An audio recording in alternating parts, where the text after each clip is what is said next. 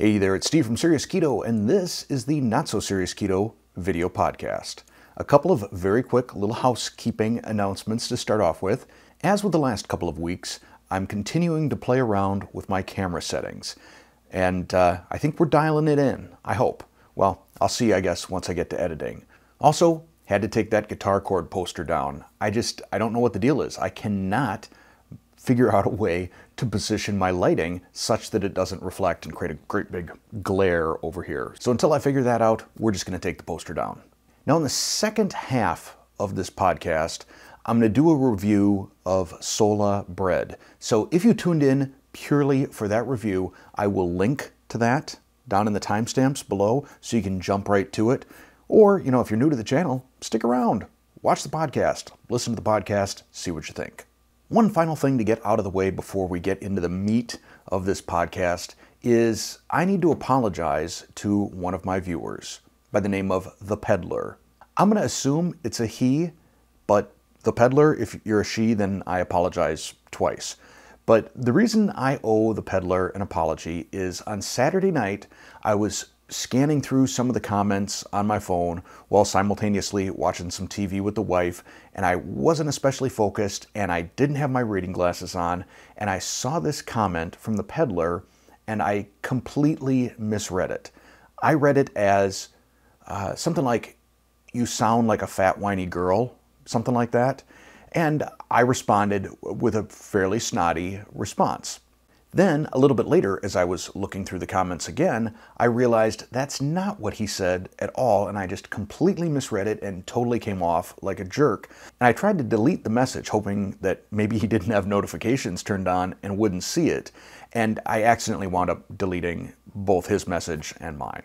So, The Peddler, I apologize. I need to pay more attention to comments, maybe not be quite so quick on the response sometime. So hopefully we're all good now, you and me. Now those of you who have watched the channel for any length of time know that I'm a pretty big fan of America's Test Kitchen. I wish that I had the equipment and the staff and everything like they do so that I could start working through recipes faster, because lots of times that's what holds me back. I have an idea and I figure there's probably a half dozen different ways to try it out, and I got to try all those out by myself, and that takes time, and I'm also limited by how quickly I can eat the trials, the failures that I make. Now this season on America's Test Kitchen, they've relabeled it. It's now America's Test Kitchen at Home, and all the various cooks are at home now. It's just a one-person scene at a time. Everybody's in their own kitchen. It has not, in my opinion, been a great season. I think the recipes are suffering a little bit from lack of a staff to work on them. For example, an episode we watched, my wife and I, the other night, the first segment was how to fry an egg.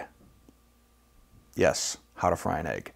Then there was a how to make a waffle segment, and then finally the worst possible way I could imagine of how to make cold brew coffee.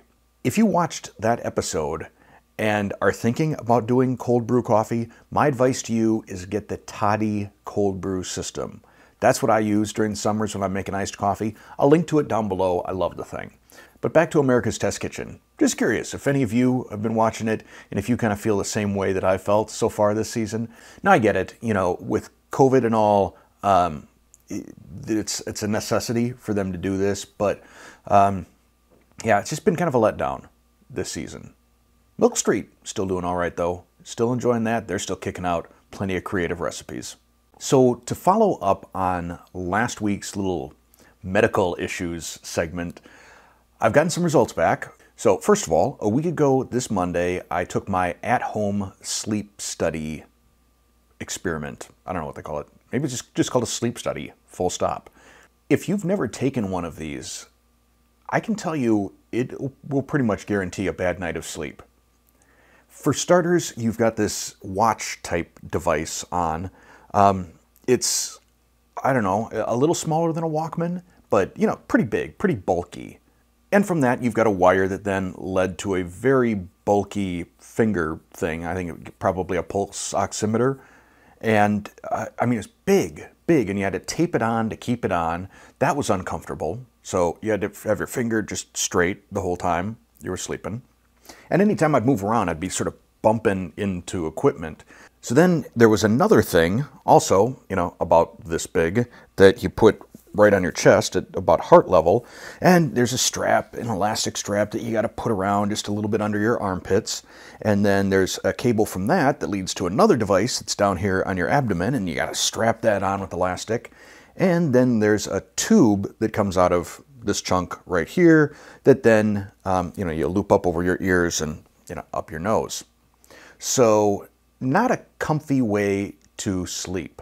I mean, I don't like having my Apple Watch on when I'm trying to sleep, much less all of this gear.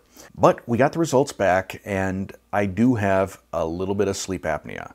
So I'm supposed to hear from a home health company in this area probably this week to talk about CPAP. So we'll see what that's all about, and I will continue to update you on that. Next, on Tuesday of last week, I had the CT scan of my sinuses.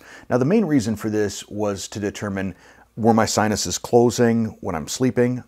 I felt they were. If I'd laid on my right side, I couldn't breathe at all through my nose.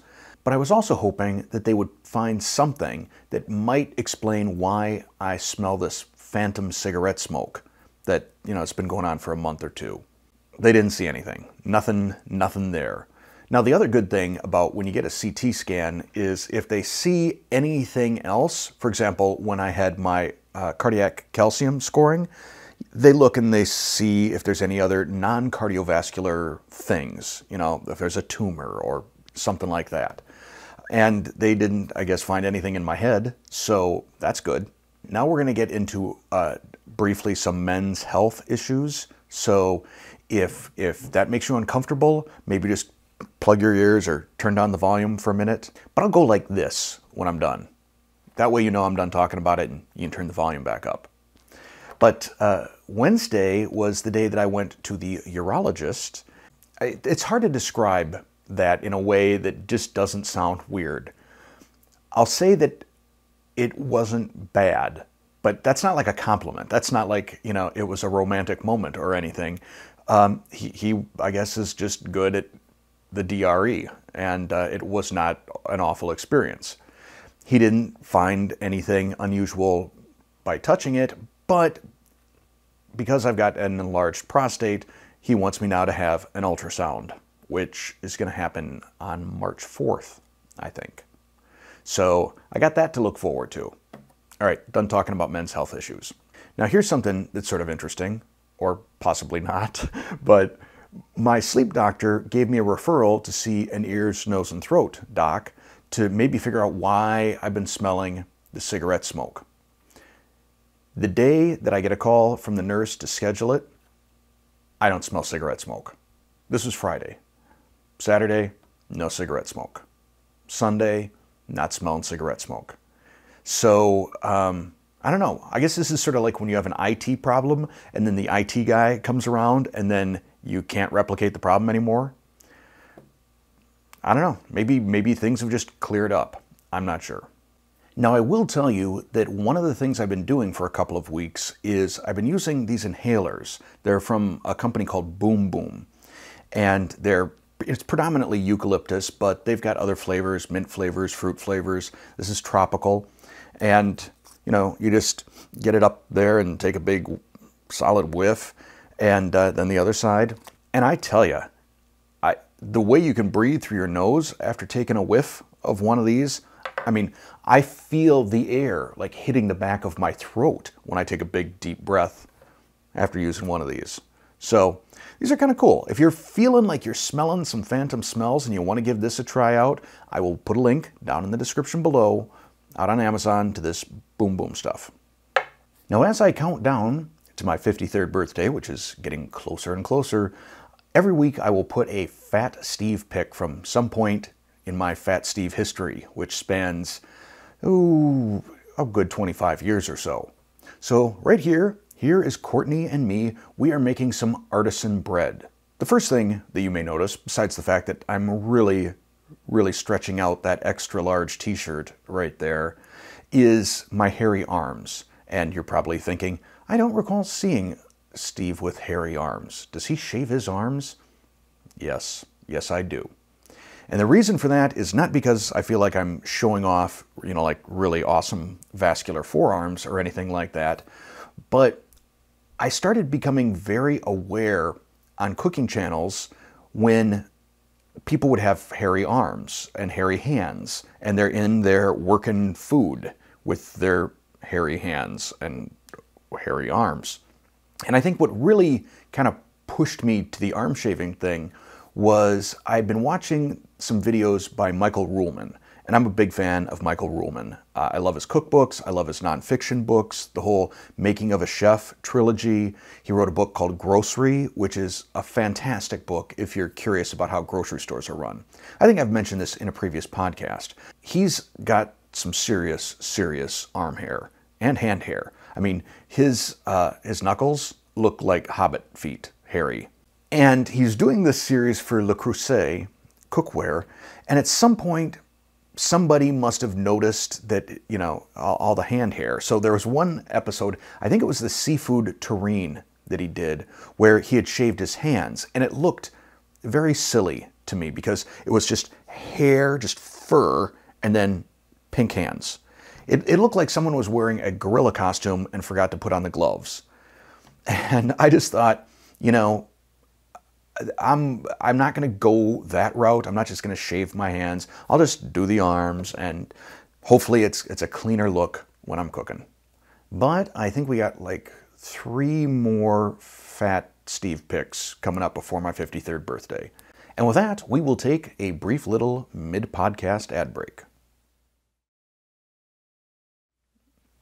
So besides all the doctor's visits that I had last week, it was sort of a rough, emotional week around here. First off, we took Courtney to be dropped off at the Sheraton Hotel on Monday night. That's where they stay the night before they go to MEPS, the Military Entrance Preparation Station, I think is what it's called, MEPS. But we got there and we didn't see any military people at all, and we asked reception, hey, what's going on? And we were told that it was canceled because I think like the flight was canceled due to weather. So we were supposed to come back on Tuesday, which we did. And this time, the military people were there. We said our goodbyes. It was the big emotional one this time because, it's the hug goodbye. And then the next morning, I was just looking on my phone to see, where Courtney was, and she was at MEPS. So, just sort of waiting. When's she going to be at the airport? Doing my best to kind of track her location. Then I was editing one of the videos that she and I did, one of the review videos, and I sense that there's someone who's just walked into my office over here, and I look up, and it's Courtney. Apparently, Fort Leonard Wood, Missouri was snowed in, and they couldn't fly in. So now it's shifted to Friday. So Friday wound up being the day that we actually said our goodbyes, and took her off to MEPS at 5 in the morning. And then Saturday morning, about 1 a.m., she gave us the quick little call, I'm here in Fort Leonard Wood, I got to get my phone now, love you, bye. So, it's now for real.